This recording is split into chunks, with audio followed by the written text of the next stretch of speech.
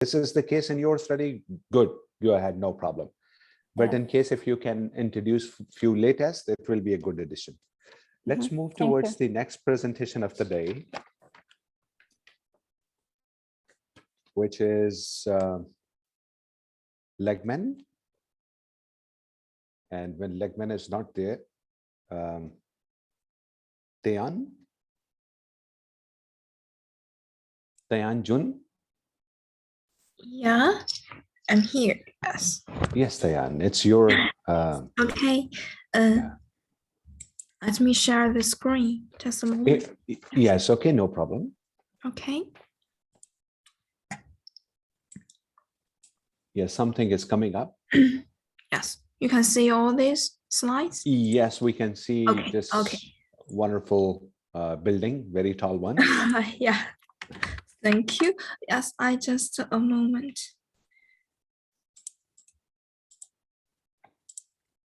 Oh. Okay. So I shall begin. Yes.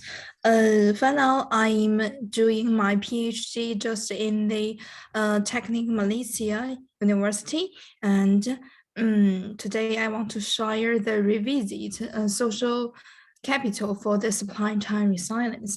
This is part of my study for now, and I picked it out because I have something to share and discuss. And this is the outline I want to share today is from these 5 parts. And also the COVID is directly causing the distributes in the supply and demand and at the global and local scales. And global supply chains relied heavily or solely on factories overseas for parts and materials, were forced to halt in productions, like the automotive industry or the manufacturing industry. And all these disruptions proved the weakness and the shortages in supply chains, lack of the reactivity to surge in demand and product interruptions, such as the healthcare industry. And also the preparedness and adoption of an organization's supply chain to cope with the unexpected disruptions is categorized as the resilience, which highlighting the supply chain resilience as coordinating the central position of interest from the scholars. So, and for now, the pandemic has led to a massive global public health campaign to depress the speed of the virus. Changing the habits of the human behavior is widely seen as a key march to contain the COVID-19. And all these backgrounds I have mentioned motivated me to investigate the social capital by highlighting the positive health return, which could make it a central role in cooperative strategy against the crisis. And the relationship between the social capital as resilience is yet to be fully explored. The objective of this study is reviewing the literatures to revisit the subdimensions in social capital by exploring the influence on the supply chain resilience. The conceptual of this research framework is that the definitions are selected to conceptualize the social capital and the supply chain resilience, which describes the social capital as the resources and the supply chain resilience from the perspective I see dynamic capabilities.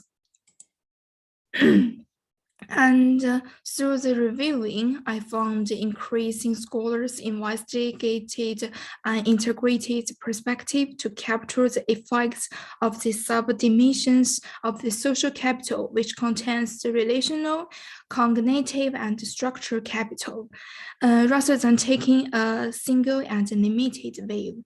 And for my study, I have limited the relational capital, describe it as the resources based on the relationships, and the cognitive capital conducts to the mutual common and regional understandings. And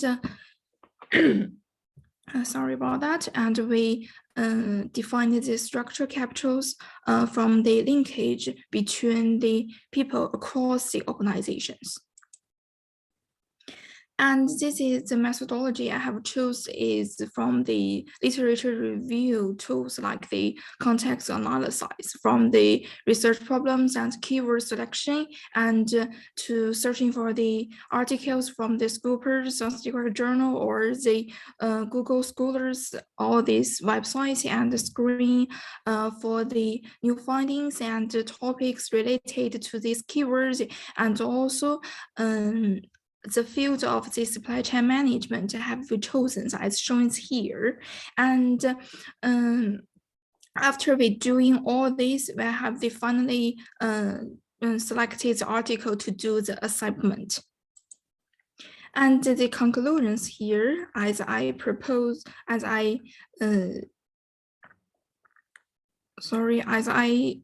could do the assumptions like after the reviewing of the supply chain resilience from the main broad discussion area of the network engineering, I may have revisited the problems of the supply chain resilience from the perspective of the dynamic capabilities to address the disruptions and propose a new research approach for further research by combining the field of the strategy and the supply chain risk management, and several indicators such as the trust, respect, ambitions, values, or the collective goals, or the frequent interaction, or something like this, to do the indicators of the supply chains to promote the supply chain resilience according to the subdimensions, as I have mentioned, to further explain the relationships between the social capital and the resilience. So thanks for your listening. This is what I want to do, and looking forward for your questions. Thank you very much, Tian. Yes. Anybody, any question? No. So Tian, you preferred the qualitative,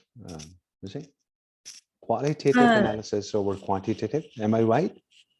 Yes, I'm doing this part of the qualitative. Qualitative. Yeah, Yes. the qualitative, you know, like apparently it seems an easy approach to do the research, but it's very complicated and difficult. Do you have an idea about en vivo content analysis and text mining on all these concepts, or no?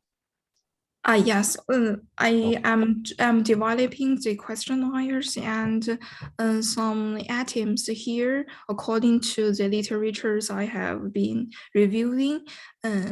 So fantastic. yes. And did you ever publish any research article in the past related with the quantitative analysis where there are numbers, or no? No, for now, no. Okay, I have been, I have been collected. Yes, I have been. So yeah, I recommend you, if you get a chance, please do learn en vivo, small n VIVO. Okay. And this will definitely help you. It's a software that will help you doing the content analysis. Okay, thank you so much. And your all problems will be solved. And student versions are free, so you can download for 30 days. So you can just, put the literature review inside, and might be the answers which people are going to give you about open-ended questions that you are asking from them in the questionnaire. So yeah, you can do the, we call it text mining or text analysis. And some Dr. people, they say, yes, sir. Dr. Tahir, if you allow me, I can also add some comment for Tian. Yes, okay, Professor, go ahead. Yeah, Tian, I also studied in Malaysia from University of Bolton, Malaysia. So I can see what you're doing, and that's great. In qualitative research, you will have to understand that the focus is always on rigor. You know the onion, how we peel it off layer by layer, till we go to the core. That is how we do qualitative research. So in that, we have 5 types. You will have to read about those 5 types. We have grounded theory, narrative, ethnography, phenomenology, and case study. And for each of them, there are different method experts. Like for case study, there will be for grounded theory, there will be Korba, and there are many. So that way, you will have to follow their methods, respective methods. For phenomenology, you have Mustakas. So you need to be expert in that, and they have suggested particular steps for completing the research. That is how you will have to go. And in qualitative research, whenever you make presentation, you also have to talk about ontology, epistemology, axiology, philosophy. It begins with that only, like, what is the truth? Yeah, very good. What I'm saying. So these are just suggestions to what Dr. Tahir said. And okay, thank you a lot. Great. Thank yeah, you, thank you very, so much. Professor, very, very valid point. I kept silent because you are from the same university, so I'm out. No, just kidding. Yeah, that's a good brand in the word. University Technology Malaysia is famous everywhere in all 6 continents. They have produced a very high quality research and the researchers. I'm from University of Uttara Malaysia, Doctor. Uttara Malaysia. Yes, again, like Uttara is also very popular. And there is one more Dr. Jalal here in the list with us. He's also from University of Uttara Malaysia. We are 2 persons. And yesterday we had a session chair, Dr. Mavishin. She was from UniKL. Okay. University Kallang. Yeah. So in Malaysia, like research is at its level. Yeah. And a lot of time, like we used to get advices whenever we get stuck into some complicated analysis from Malaysian researchers. They're very good into it. Great. So with Tian, good job. As you're a PhD student, so whatever Dr. Kumar said and whatever I said, few of the things you can take. And Dr. Kumar given you a very good advice. You need to understand the research onion, we call it. So it's like you can put it into Google. You can see some of the images even now after the presentation. So that will definitely help. Yes, I will do this. Yes. Okay. I'm convinced with the idea. Lovely. Yes. Welcome. Thank you all. Now we are moving towards the next presentation. And next presentation is Dr. Kumar, it's yours.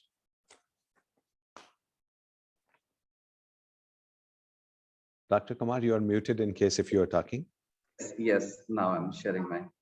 Great. And Dr. Kumar, I also request you to serve the one of our session as a chair. The way you ask the question, I like it. It's wonderful. Well, pleasure will be mine. Anything for you, just tell me. Fantastic. Conference guys, they are going to communicate to you in a minute. You are here, UAE based. Yes, I'm here. That too, just now Nazra was talking. I'm just close to her. She studies in Bolton, and I teach in SCT, Higher College of Technology. Fantastic. Higher College of Technology is a very well spread institution here. Probably 6, 7, 8 branches you have. No, 17 colleges. Oh my God. Such a big number. We have in every emirate here 2 colleges, and one for males, one for females. And it's one of the most important colleges here. Yeah, quite promising institution. Right. And now we are going to have lots of new things, even MBA programs, and a lot of new things we are doing here. Very good. Yeah. Very good. So pleasure, being here with you. Same here. Dr. Kumar, same. Please continue. Okay, so thank you very much, everyone, for giving me this chance. I'll be talking about this paper, which is about marketing opportunities and challenges for non-profit organizations. This is something that we all generally do research about corporate houses and different business-making profit-making organizations. In here, my focus was to take care of those organizations that are really having tough time at this point, at this moment. Particularly immediately after the COVID, which is not yet settled. So I saw that here also in UAE, there are several non-profit organizations whose objective is to, take care of society, work for, people who are deprived or underprivileged, or for the old people, or for orphans, and so on. So I looked into what challenges they have and what marketing strategies could help them. And that's how, basically, when I was doing literature review, I discovered lots of things like their funds, the funds of non-profits, they have declined by more than 60%, and around 10% non-profits, they closed completely. And however, even if there is crisis, there is always an opportunity for innovate and to do better. So on that aspect, my study was based. And these non-profits, basically, they cater to two types of entity. One is donors, and second is clients.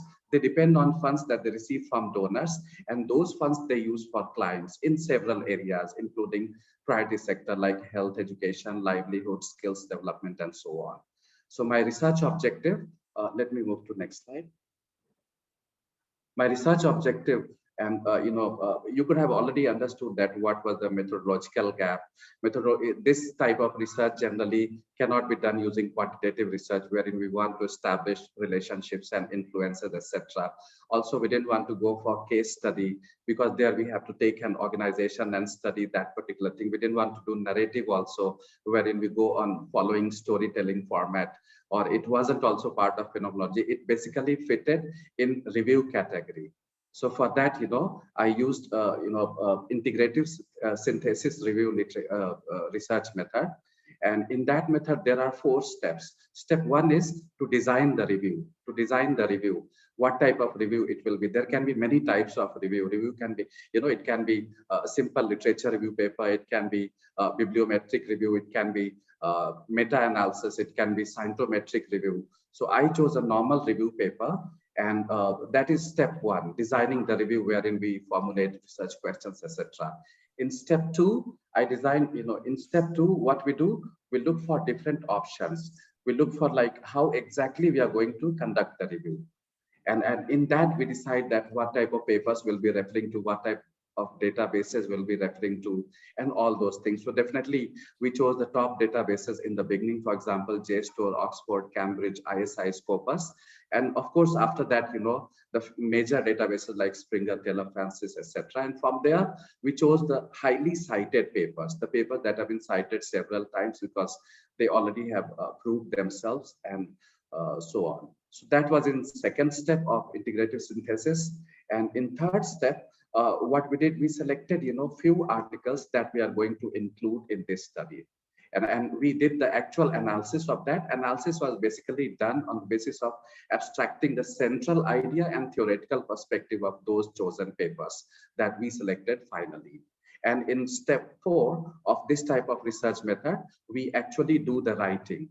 And in writing, we follow the method suggested by Strunk and White, who said that, we have to go on omitting needless words. These are important things in qualitative research, because even when we go for normal, as Dr. Tahir was suggesting, using NVivo, there, we put the content, and then we do coding, and from those codes, we select categories, and from categories, we select themes, and from themes, we make sense. So here we went for writing in last step 4, and then we found, the results. There are 3 results that I would like to discuss with you. One is about challenges that they have. What challenges these non-profits are having, that there are some announcements made by government, but what government is doing in most of the countries at this point of time, they are making announcement for business sector. They are not giving so much of attention to non-profits at this point of time. And that's a bigger problem to these non-profits. Secondly, what is happening, that even if government is making some announcement, which they can somehow get, but these are all not in some, form of some grants or aids. Government is giving low interest credit capital, which they'll have to repay. Generally, non-profits do not work using that model. So that was the second thing. Third, we also discovered that non-profits, they're having problem in coping up with digital technologies. They still follow the traditional ways, wherein they make visits to different donors, they make presentations, they try to develop relationship and all that. So on each of these things, they will have to work out. And finally, the marketing strategy that they will have to follow, that we want to suggest, that in our literature review, we discovered that many non-profits, they are still waiting for developing proper strategies. They are not yet ready that how they're going to handle post-pandemic situation. we suggest that they should not be waiting for that, and they should be making plans immediately. And the plans that they will be making towards their marketing strategies will include lots of stuff. Like the first one will be, they have to gain expertise. They have to start learning. They have to start working on strengthening their digital technologies. They have to make use of all of these things, Zoom, etc., what we are using to contact donors, to explain what they do, to pitch their point, and so on. Secondly, they also have to have internal marketing. Now they cannot depend on, earlier they were hiring some marketing staff when they had regular funding coming up. Now it is not possible in times to come. Challenges are rising, and it will take some time that they again start getting same amount of funds what they used to get before. So for that, they'll have to go to internal marketing strategies, wherein they will have to train their in-house staff in doing better marketing. And it comes in service industry. So service industry has more than 4 Ps. It has 7 Ps. They will have to actually work on strengthening their strategy for developing those marketing mix stuff. And also, the last one that I would like to share is that non-profits all over the world, now they need to work on collaboration and partnerships, particularly small non-profits. It is not the time that they can work as standalone entities. They should be collaborating. They should be finding, who are big NPOs in their field. And with their collaboration, they can somehow survive longer. So these are all my suggestions. And that's all about my research. I'm open for questions, Dr. Tahir and everyone. Thank you so much. Thank you, Dr. Kumar. It's a well-crafted and well-designed and a very logical presentation.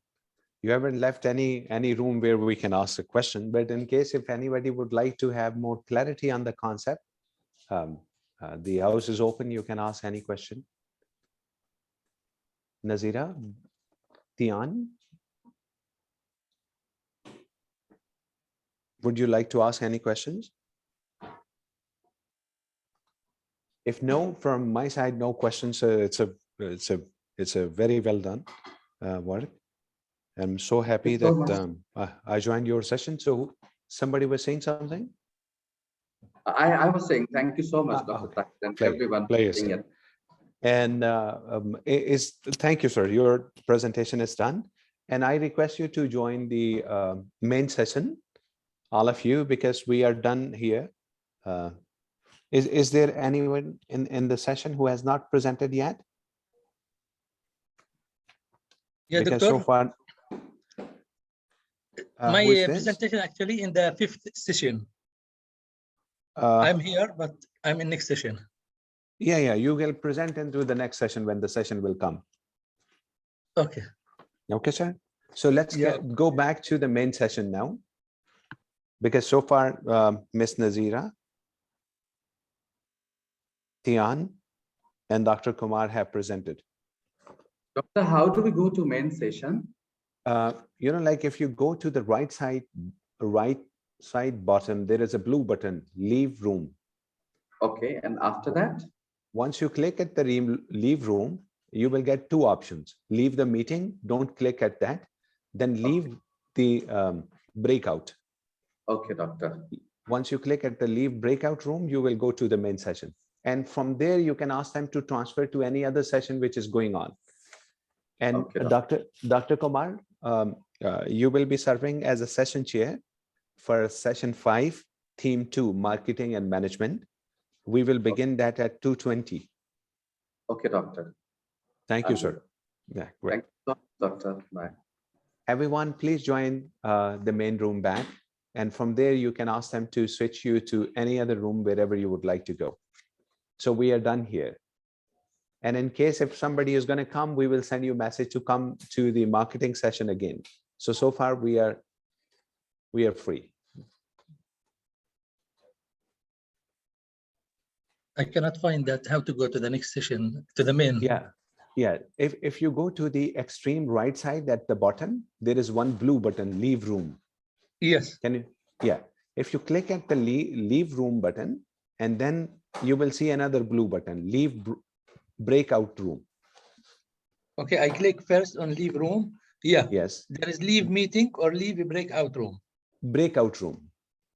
Okay. So then I will go to the main session. Exactly. So from there, you can ask them to transfer you to session 1. Okay. Thank you very much, Doctor. Welcome. Okay. Welcome, Dr. Jalal. Take care. Okay. Tian, Anusha, Ali, are you there?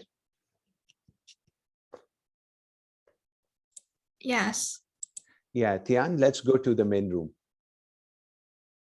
We have go to the main room. Yeah. Okay. From there, you can join any other room where presentations are going on. In this room, it's Okay. done. Okay. Thank you so much. Welcome. Yes. Good day. Have a nice day. You too. Bye-bye. Bye.